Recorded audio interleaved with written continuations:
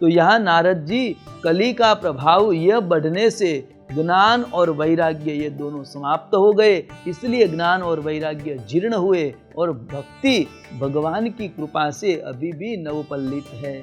इसलिए सनत कुमारों ने कहा, हे नारद मुनि, आप जाकर यह श्रीमद् भागवत का पारायण करवाइए।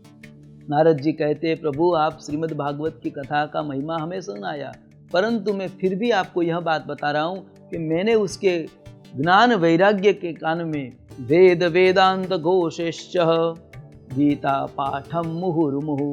हे महात्मा, मैंने वह ज्ञान वैराग्य के कान में बार बार वेद के पाठ किए, बार बार गीता के पाठ किए, फिर भी वो अचेतन रहे, तो यह क्या प्रमाण है कि श्रीमद् भागवत की कथा सुनने से वो चेतन हो गए, वह युवान हो गए?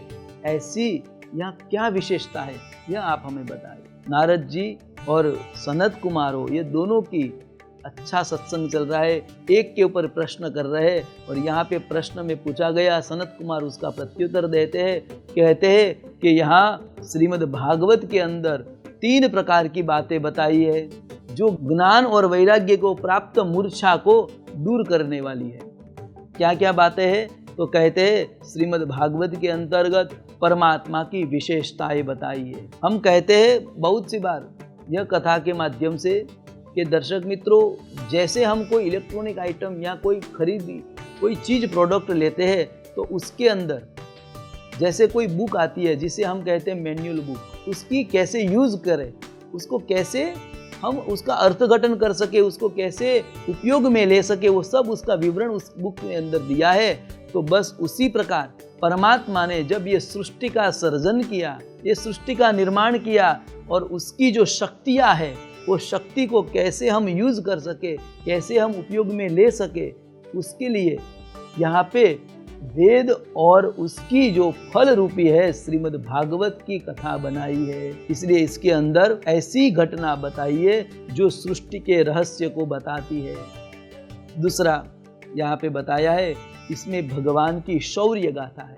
भगवान ने जिस जिस असुरों को मारा है, वह असुरों का वध किया है, वह असुरों की भगवान की शौर्य गाथा श्रीमद् भागवत के अंदर हमको दिखाई देती है, इसका दर्शन होता है। और तीसरा कहा, इस श्रीमद् भागवत के अंदर भगवान की बाल लीलाएं बताई है। 10वें स्कंद में भगवान का प्रागट्य हुआ, और प्रागट्य के अंतर्गत बाल लीलाएं बहुत सी बताई है, और वह बाल लीला भगवान की अद्भुत लीला है जो हमें भक्ति प्रदान करती है और भगवान का समन्वय प्राप्त करवाती है। ऐसी माधुर्य बाल लीला का दर्शन दिया है। इसलिए श्रीमद् भागवत सभी ग्रंथों से श्रेष्ठ है।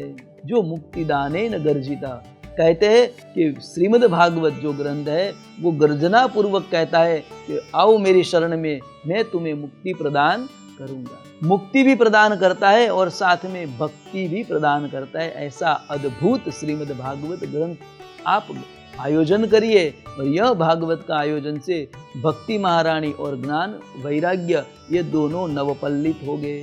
तो श्रीमद् भागवत की कथा आप सुनाए, ऐसा सनत कुमारों ने कहा। सनत कुमारों ने कहा, हे नारद जी, यह कथा आपसे अप्राप्य नहीं है। यह कथा आपने ब्रह्मा जी के मुख से 4 श्लोक में सुनी थी, और यह कथा आपने भगवान वेद व्यास जी को, जब वेद व्यास जी सभी शास्त्रों का निर्माण कर चुके थे, अंतिम काव्य श्री व्यास जी की महान रचना थी, वह महाभारत व्यास जी ने रचना किया। फिर बाद में व्यास जी कलम छोड़कर उदासीन होकर बैठ गए। ऐसे दुखी व्यास जी को देखकर आप वहां पहुंचे, और आपने ही, हे नारद जी, आपने ही व्यास जी का दुख दूर करने हेतु उससे श्रीमद् भागवत का उपदेश दिया था। और वह उपदेश व्यास जी ने वो 4 श्लोक में से विस्तार करके 18,000 श्लोक में उसका विस्तार किया। यह व्यास जी ने महाकाव्य बनाया, और जो व्यास जी चिंता में थे व्यक्त, वह व्यास जी आज चिंता मुक्त होकर 18,000 पुराणों का ग्रंथ उसने अपने पुत्र सुखदेव जी महाराज को समर्पित किया।